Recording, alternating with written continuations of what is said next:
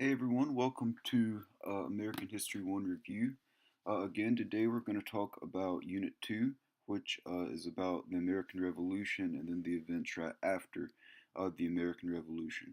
So, like with Unit 1, you need to go ahead and get out a sheet of your own notebook paper because there are no guided notes with the review unit, and you can write down the notes as we go along, and then you can use those notes on the Unit 2 exam review quiz. So, with all of that said, let's begin. So, when we talk about the American Revolution, there are a lot of causes behind the American Revolution, and all of it can be summed up by a feeling of disloyalty to England by the colonists. So, there were a lot of reasons why England or the colonists felt like they were not really English anymore. One of those reasons, as you can see here on the chart, is that the percentage of people who were English in the colonies by 1776, when the Declaration of Independence was written, was actually below 50%. So the majority of people in the colonies, if you add all of these up, were from a country other than England. So if you combine that with people not being the people that are English in the colonies not being born in England, then people are not really going to feel as loyal to England because they don't really have any connection to England. Uh, if you're from a different country and you immigrate somewhere, you're probably no longer going to feel loyalty to that country. Or if your ancestors came from that country, you're not going to feel as loyal to that country. Another reason why, and these kind of go together, is the Great Awakening and the Enlightenment as to why the colonists did not feel as loyal to England. The Enlightenment challenged the way people thought about government. The Enlightenment made people think that government should be there to protect them and look out for their own interest, and the colonists didn't feel like England was doing that. Along with that, the Great Awakening made Americans more religious and it made them have sort of a different religion than the Church of England. And whenever the head of your church you don't recognize as the king, then it's easier to overthrow that government and start a new government. And then we'll get into the English policies after the French and Indian War regarding taxes in just a minute. And speaking of the French and Indian War, the French and Indian War was a smaller part of the larger 7 Years' War that was fought on the global scale. You don't really need to know much about that. But the French and Indian War was between France and its Native American allies versus England and then the colonists that helped England in the war. In the end, this is going to be fought mainly in the Ohio River Valley area to the west at that time of the colonies. And eventually, England is going to win that war with the help of the colonists. But that war was so brutal, as you can see here, it required a lot of military equipment and supplies, and those things are really expensive. And so England had to go into a lot of debt to pay for this war.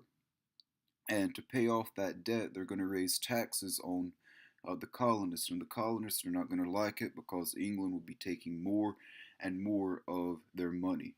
And so, England is going to justify this by saying that we defeated the French and the Native Americans that could have attacked you, and so you should be okay with paying more taxes because we made sure that you were protected.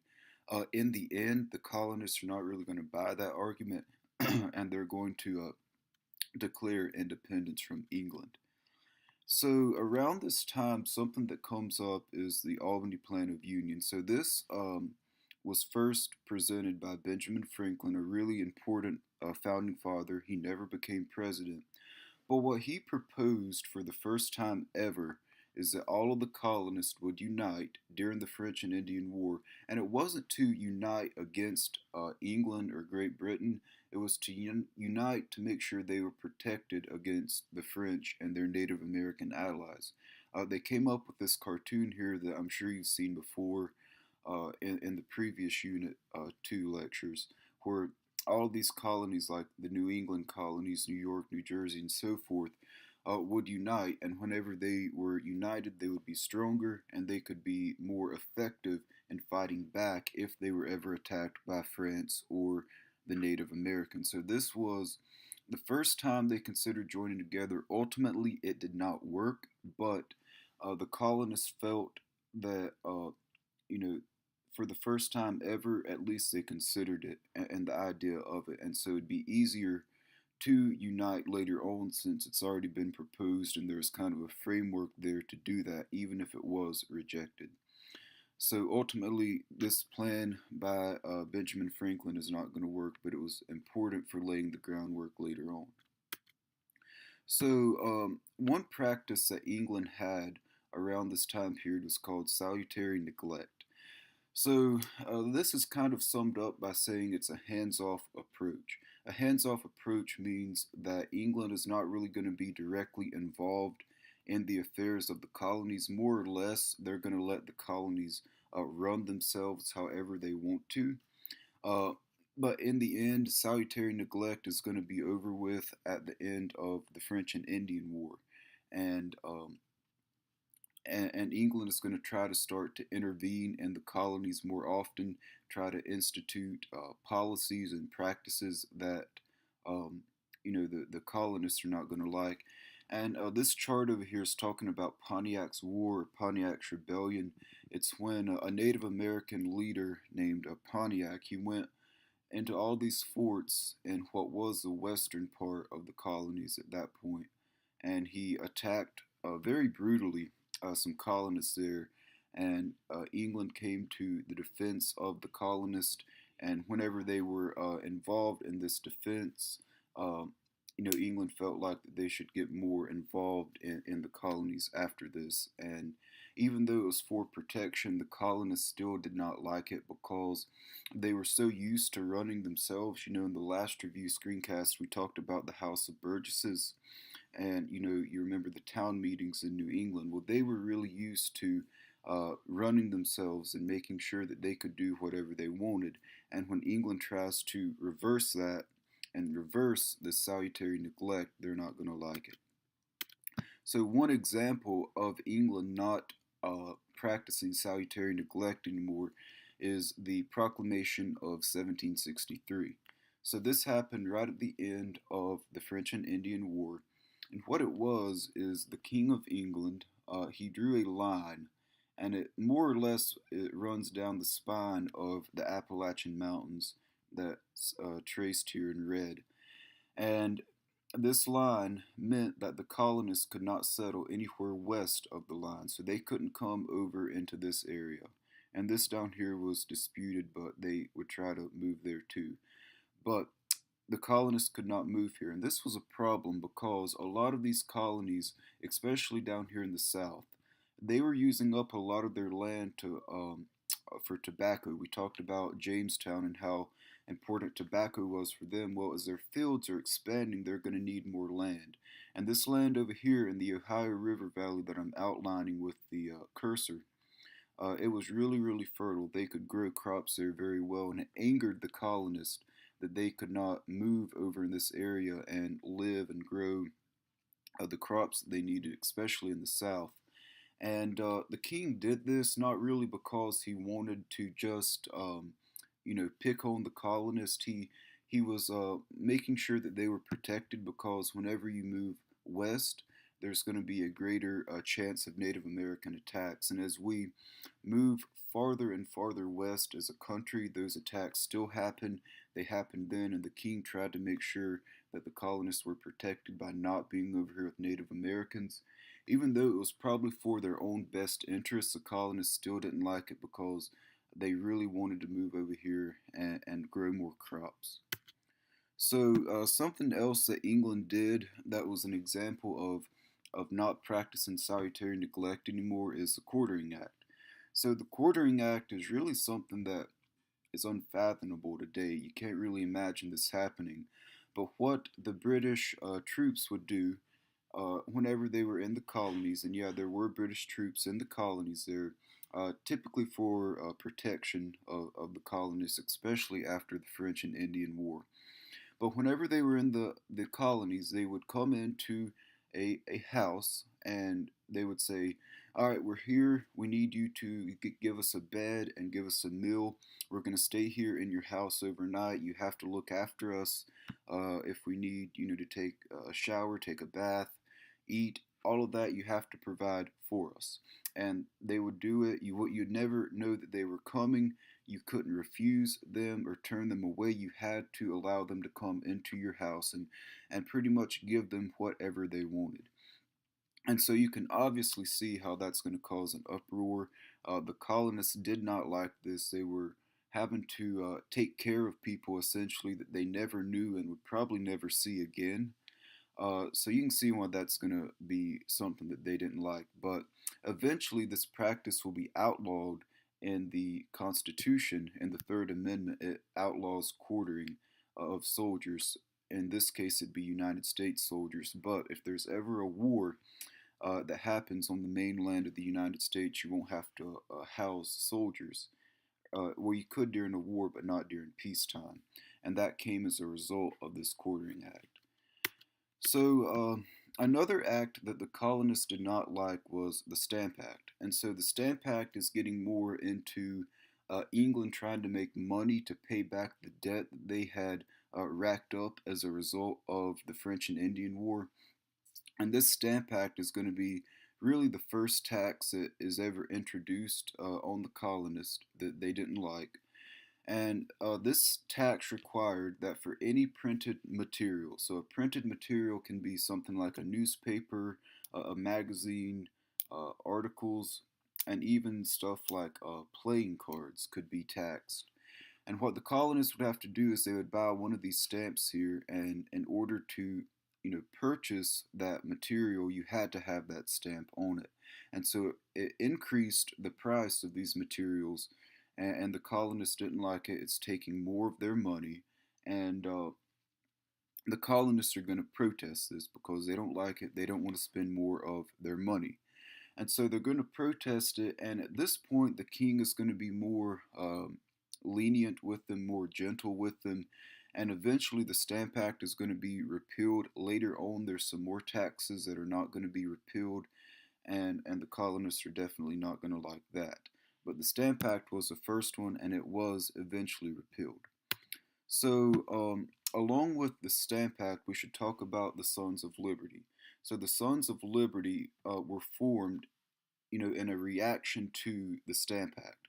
These people, these groups of people, they did not like the fact that they had to pay taxes on something as common as newspapers. And I should say that back then there was no technology. They couldn't read their news articles on their phone or on their laptop. They had to actually buy a printed newspaper, and that made it seem more hurtful to them. They had to pay more money that way.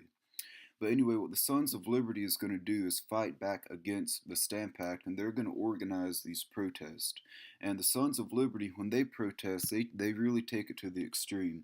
You can see here in this picture the people that would come around and collect these taxes.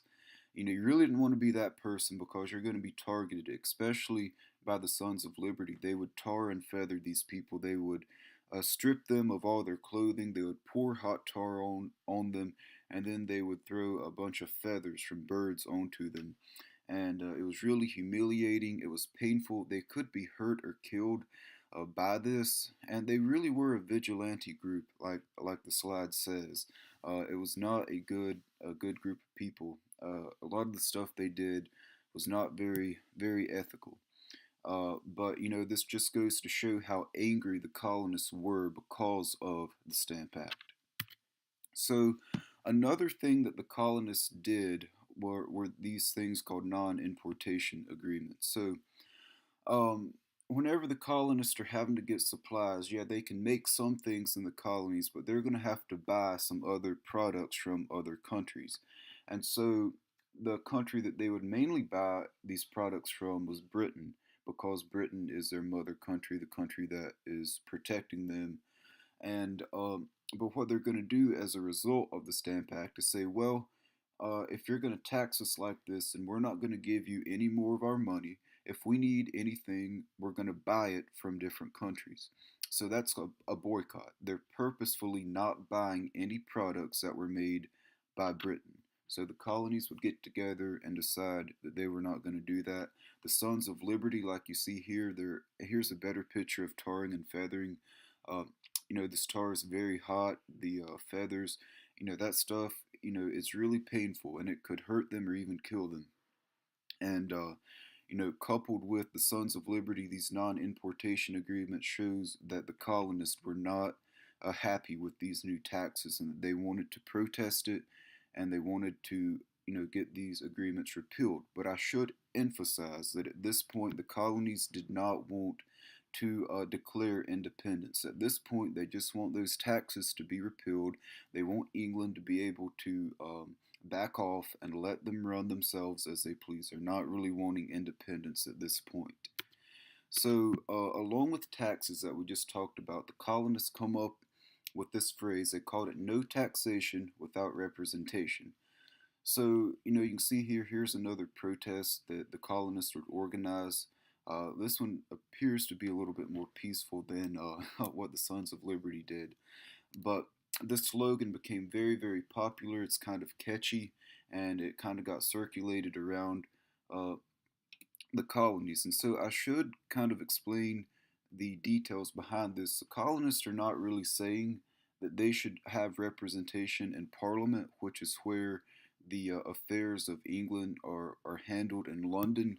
What they're saying is that their taxes should be decided by their local representatives, that they should be decided by the people that they elect, their own people in the House of Burgesses and the town meetings of New England. And that if those taxes do not come locally from their elected people, then they don't want those taxes. Because if they just had a few representatives in Parliament, keep in mind at this point the British Empire. Now we're getting into world history a little bit, but the British Empire is really, really big, and there's a lot of representatives in Parliament.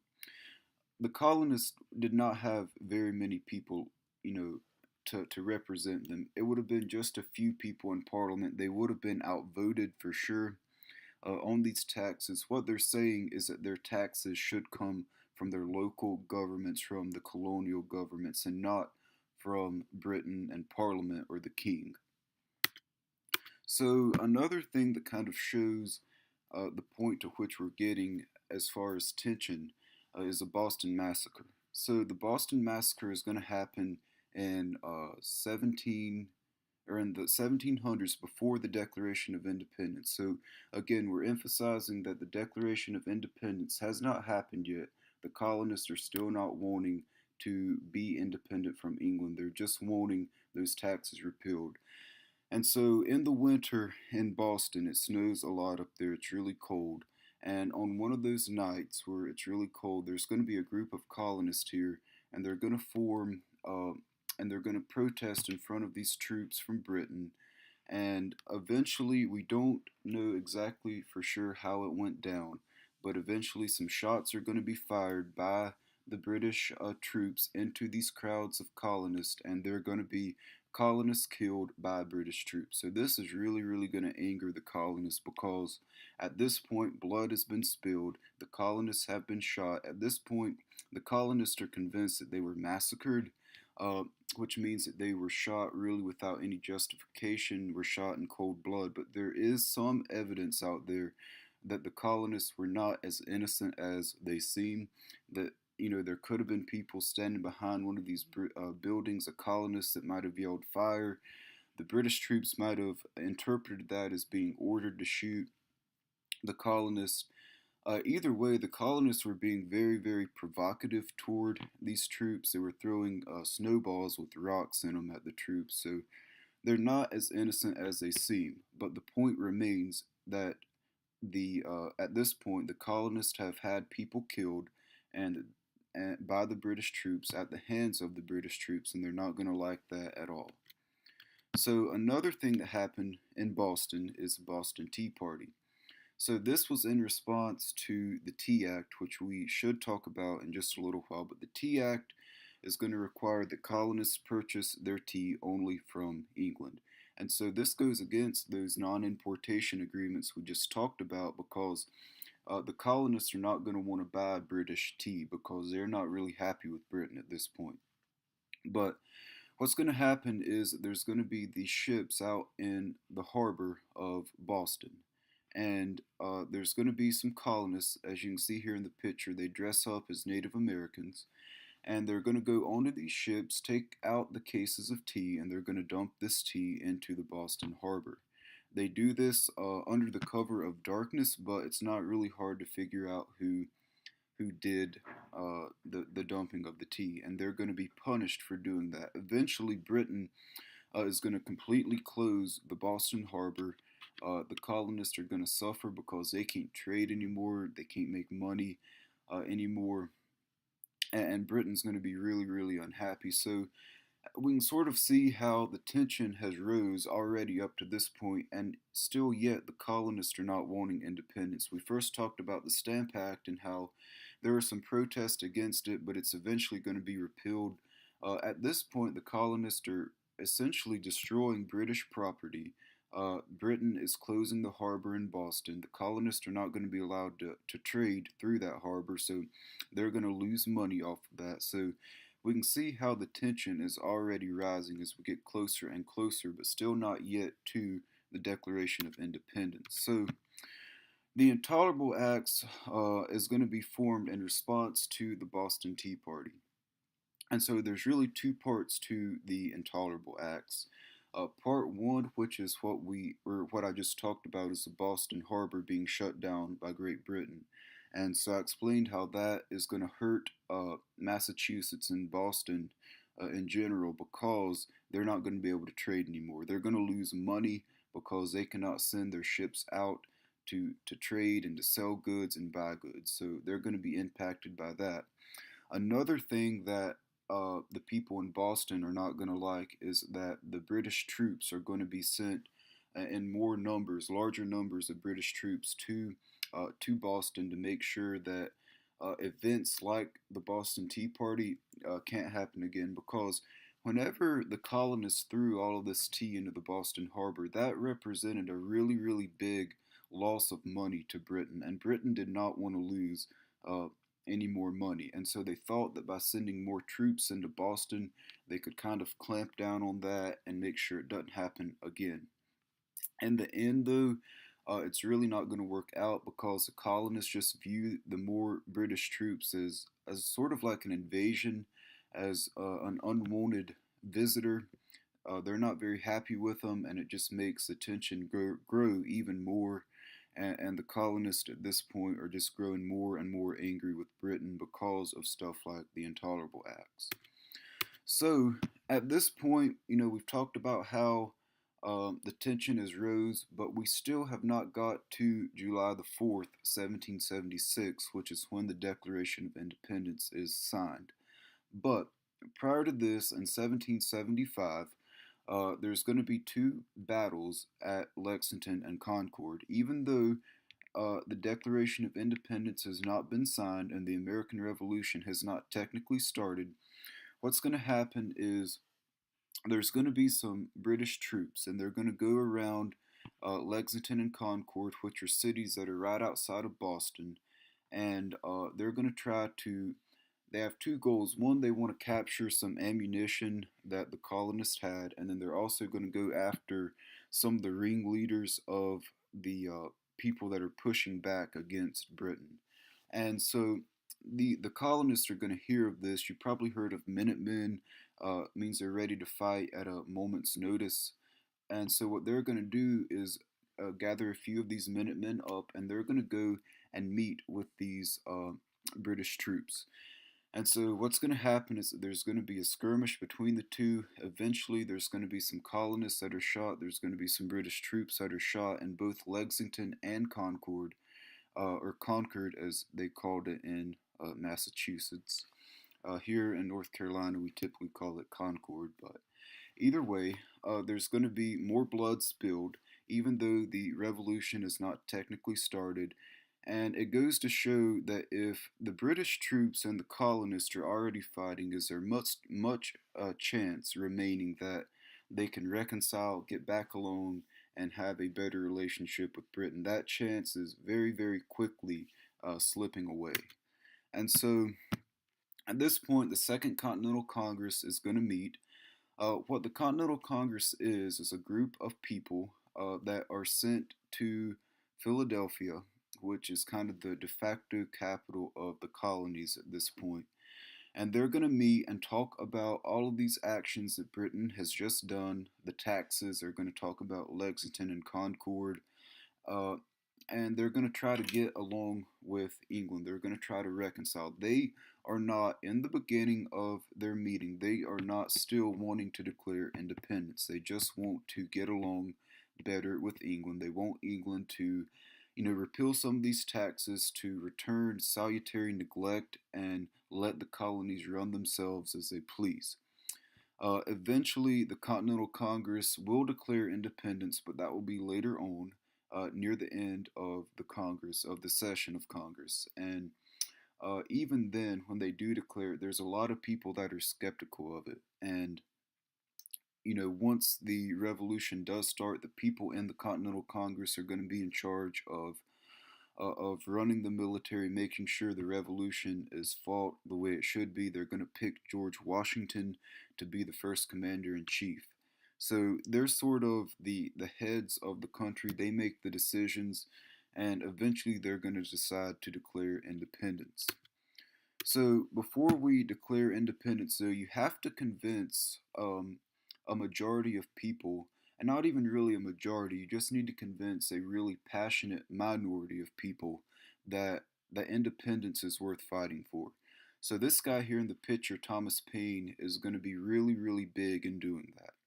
He wrote a pamphlet. It wasn't even really a book. It was a pamphlet called Common Sense, and in his book, he more or less argued that at this point there's nothing we can do to repair our relationship with Britain.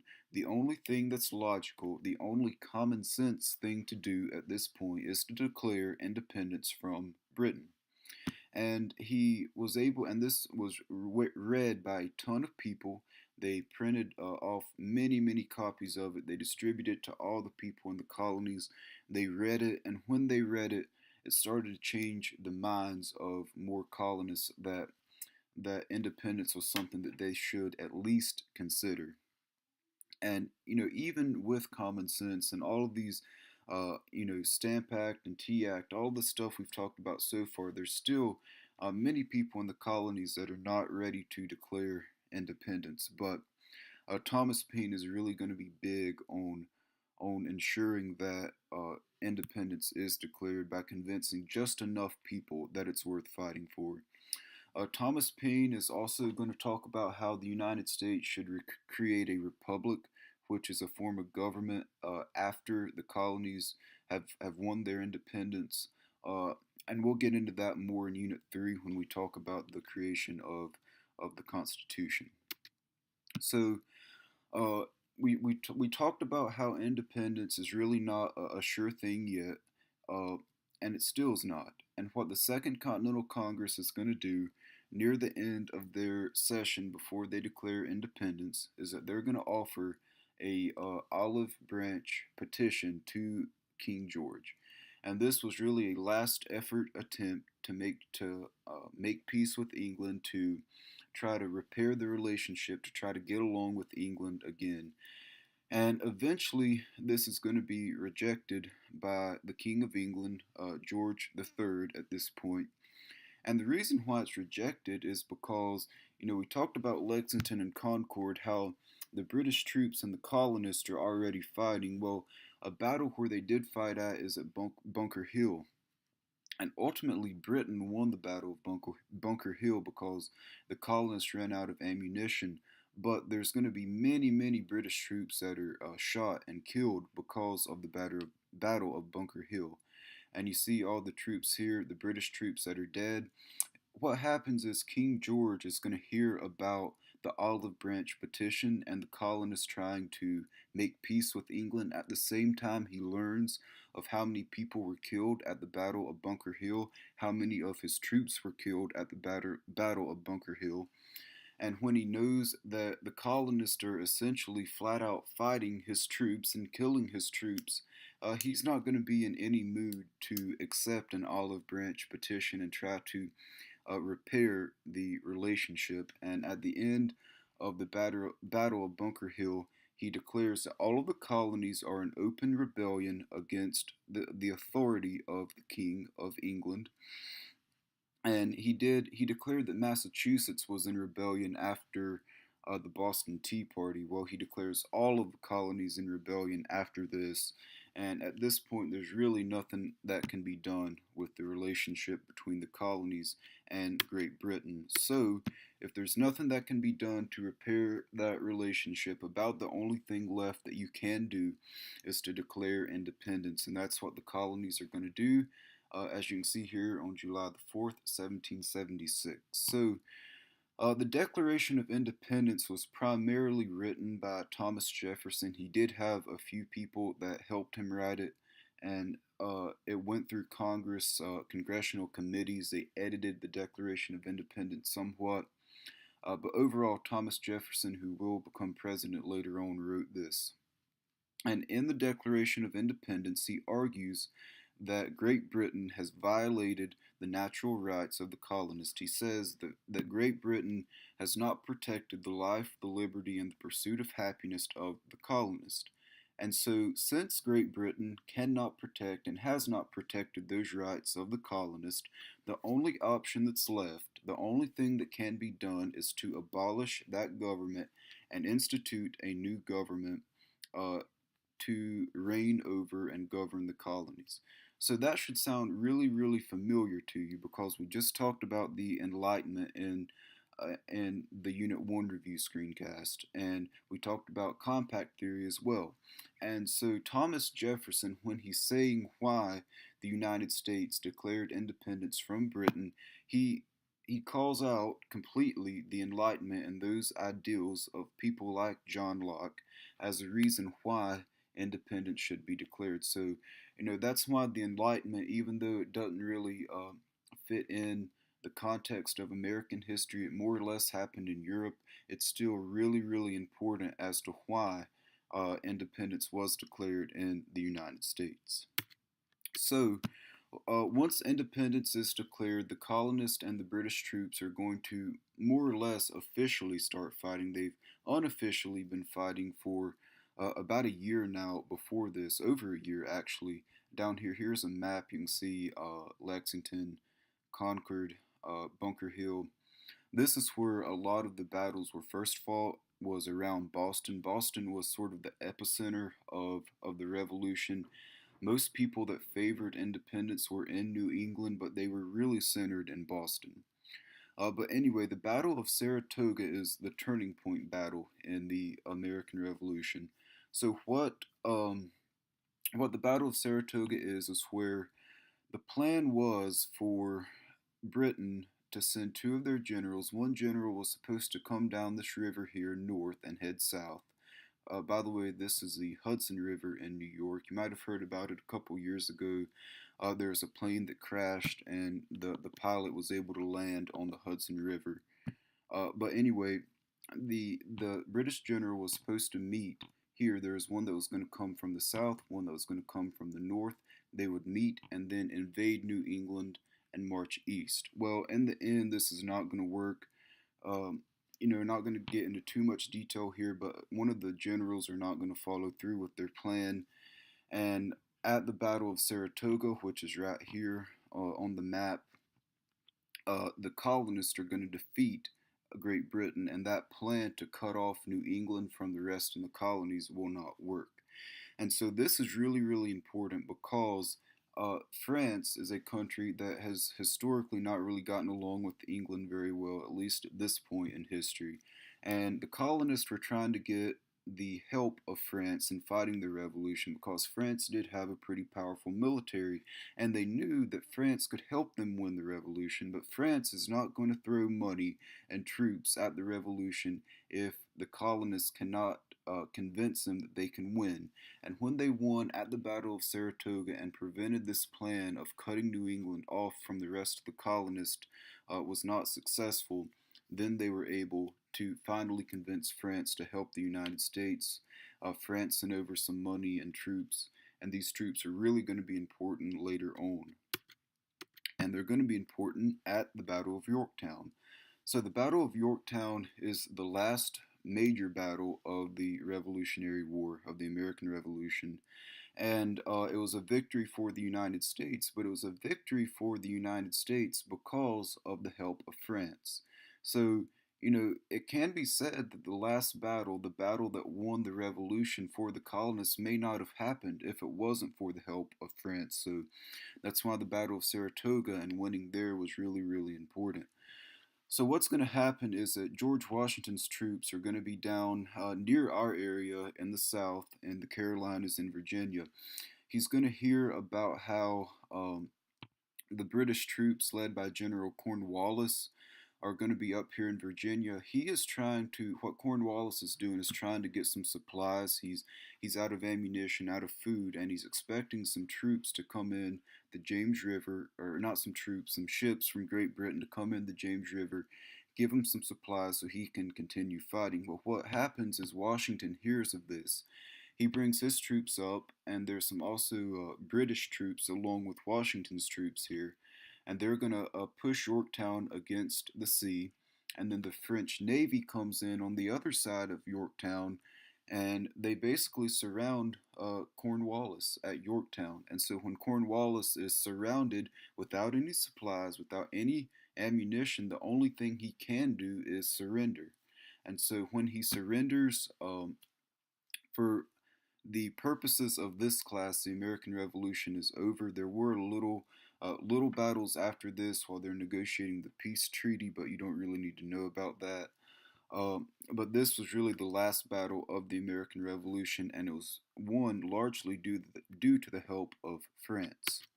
So after the war was over, they're going to sign the Treaty of Paris. The Treaty of Paris is going to be the official end of the American Revolution. And in the Treaty of Paris, Great Britain is going to recognize the colonists as a independent country, as the United States is an independent country. They're going to grant the United States a ton of land all the way from the eastern part of the colonies along the Atlantic coastline all the way to the Mississippi River.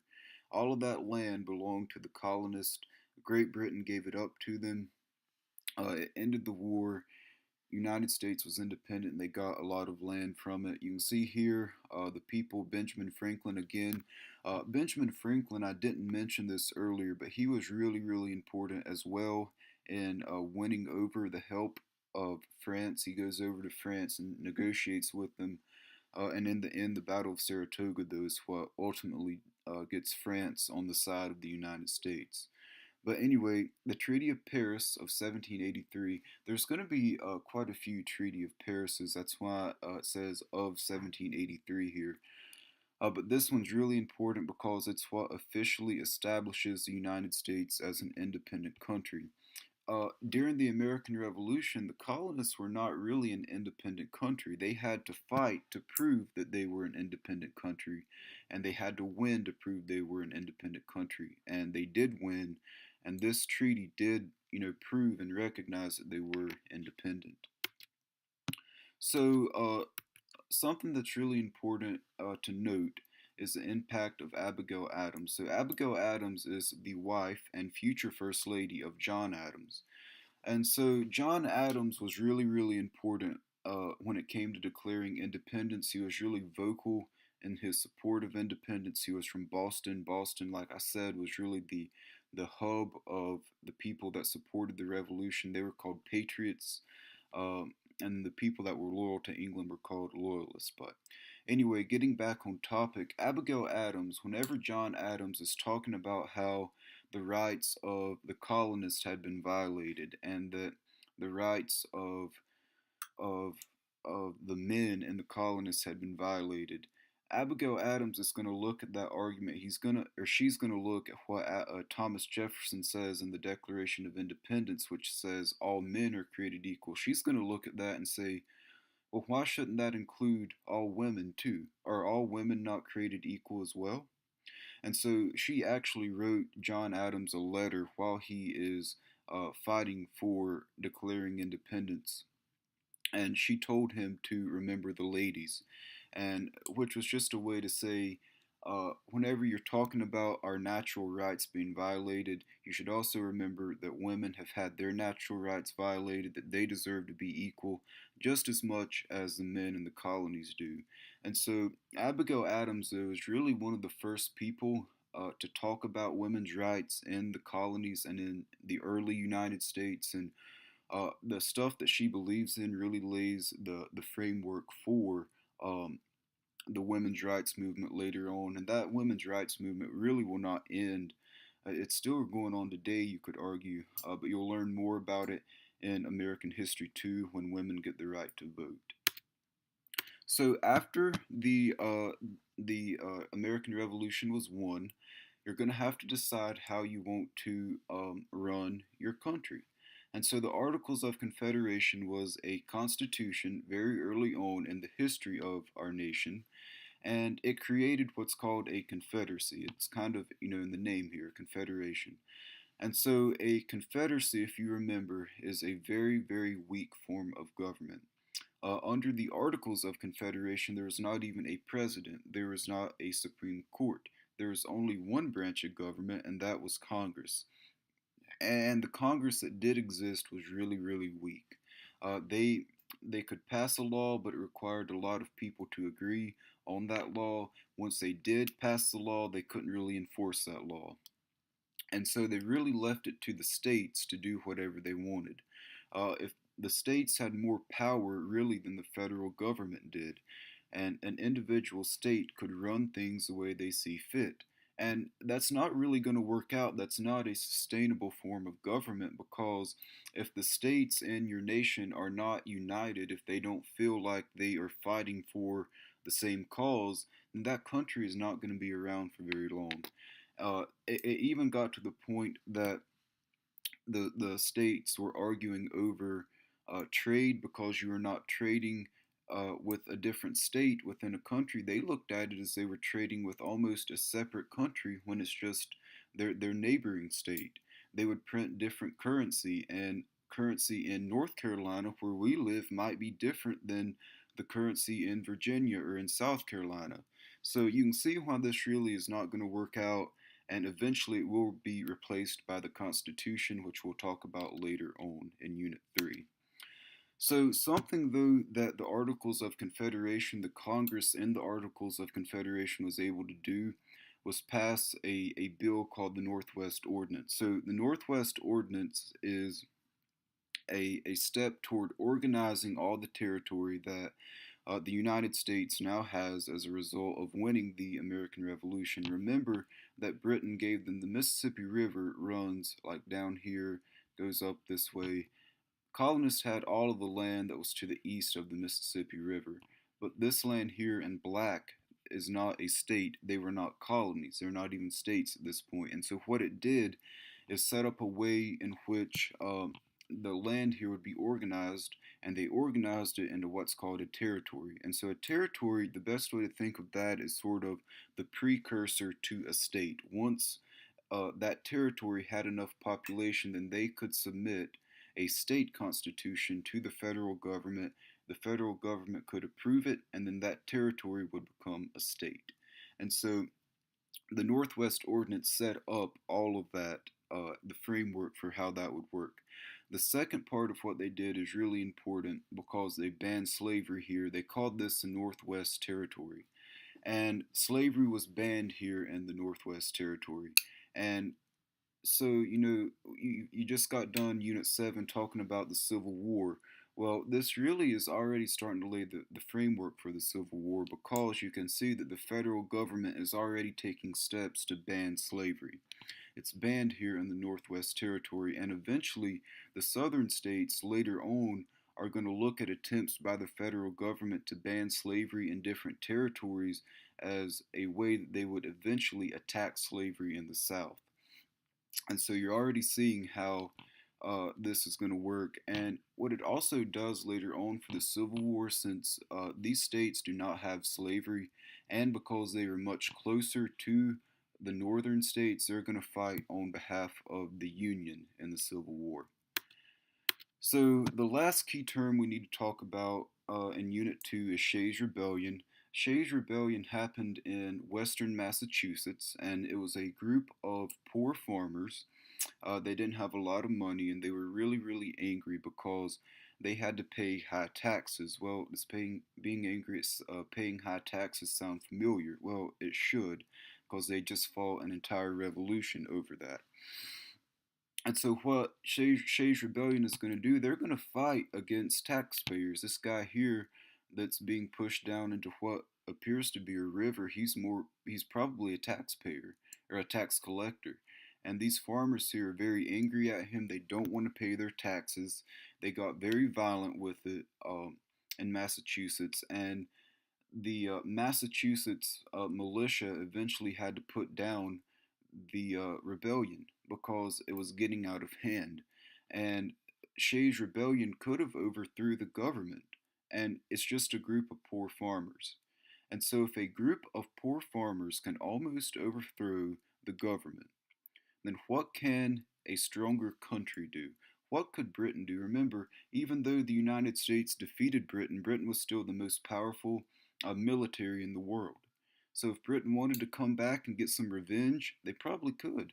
And so, because of Shays' rebellion, people are going to start thinking that maybe we need to strengthen our government. Maybe we need to have a federal or a national military.